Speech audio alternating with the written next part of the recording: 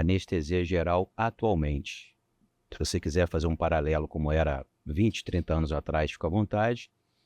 Mas me fale aí quais são os mitos e verdades ditos por profissionais médicos e não médicos sobre anestesia geral. Esclarece aí, mediante a sua experiência, a sua perspectiva, para o pessoal que pergunta isso. Eu acho importante. Essa é uma dúvida muito comum, né? Tanto dos médicos quanto dos não médicos. Tem muitas características hoje da anestesia que a gente importa da aviação, que é uma das instituições, né? Um dos contextos mais seguros que nós temos. E a anestesia geral hoje em dia é tão seguro quanto voar de avião. Essa é a verdade. Com os cuidados que nós temos, nas estruturas que nós temos, com os monitores que nós temos hoje, a anestesia geral é uma das formas mais seguras de fazer cirurgia, de se fazer anestesia. Diga-se, qualquer cirurgia, nós estamos falando aqui de cirurgia cardíaca, neurocirurgia, cirurgia pediátrica, cirurgia plástica, cirurgia torácica, por aí vai. Qualquer cirurgia, você considera que a anestesia geral é bem segura ou a mais segura das anestesias? Ela é extremamente segura. Certo. Em alguns procedimentos, a gente opta por fazer a sedação, por ter mais benefício do paciente, por agregar outras características e vantagens, que a anestesia geral acaba sendo uma bala de canhão para matar uma formiguinha, como a gente costuma dizer. É um exagero para o tamanho do procedimento, né? Uma das características mais importantes num procedimento na hora de avaliar uma sedação ou uma anestesia geral é o tempo cirúrgico, porque o desconforto de ficar na mesma posição sendo submetido ao procedimento acaba prejudicando demais o paciente e, portanto, a qualidade cirúrgica, a anatomia, a ergonomia do cirurgião, o paciente virando de um lado, virando para o outro. Isso não há sedação que resolva a partir de um determinado tempo ali deitado na mesa. E também para a comodidade do paciente, né? Sem dúvida. A experiência do paciente é fundamental. E a maioria das vezes, em procedimentos prolongados, a anestesia geral é o que fornece a melhor experiência para o paciente. E, Vitor, o que a gente pode dizer de uma maneira mais coloquial aqui, que a anestesia geral oferece de segurança? O que mudou em medicações que nós temos hoje em dia de tecnologia? Pode falar do BIS, por exemplo, que nem é tão atual assim, mas eu peguei a fase antes e pós-BIS, por exemplo. Fala de algumas coisinhas para que as pessoas tenham um pouco de consciência, conhecimento e informação de que a anestesia geral não é o que todo mundo fala, que você vai morrer se tomar anestesia geral, cuidado que você pode não voltar da cirurgia. Isso não é verdade, é mito. Esclarece para a gente, falando sobre medicamentos e sobre a tecnologia nova dos monitores cerebrais, monitores cardíacos, e por aí vai. Com a monitorização que nós temos hoje, que evoluiu demais nos últimos 20, 30 anos, sendo essa, uma das últimas foi a monitorização de profundidade anestésica, que é o BIS, né? Além das drogas, né, as medicações que nós usamos hoje. Tá, o que é o BIS? BIS é o índice biespectral, nada mais é do que uma monitorização da profundidade anestésica.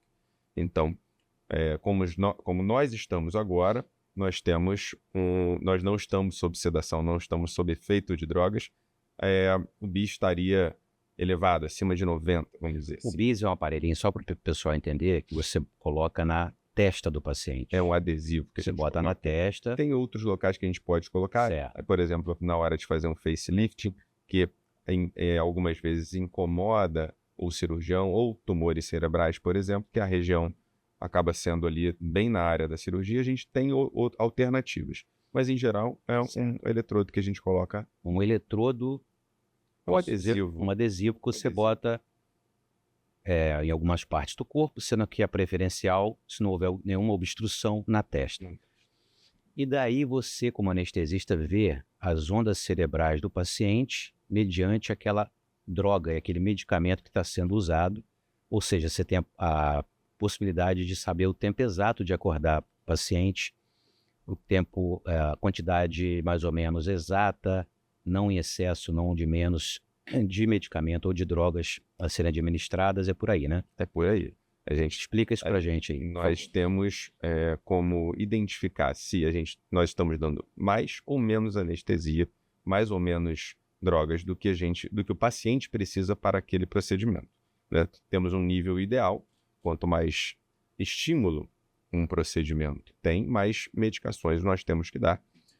E a gente consegue monitorizar isso, sim, com excelência hoje. Perfeito. O BIS é só uma dessas ferramentas, além de um ventilador, um respirador, né? Que permite que o paciente seja oxigenado de forma adequada, um capnógrafo que sabe exatamente quanto de CO2 está saindo da expiração do paciente, também é outro fator fundamental para nós, além do analisador de gases, caso a gente ofereça algum anestésico inalatório. Então são diversas as variáveis e os monitores que nós temos para garantir a segurança do paciente hoje em dia, dentro da anestesia geral, assim como na sedação. Perfeito. E de medicamentos anestésicos, sejam gás inalatórios ou então venosos, fala um pouco sobre isso para o pessoal entender que aí tem a associação de drogas, medicamentos, de monitores, né?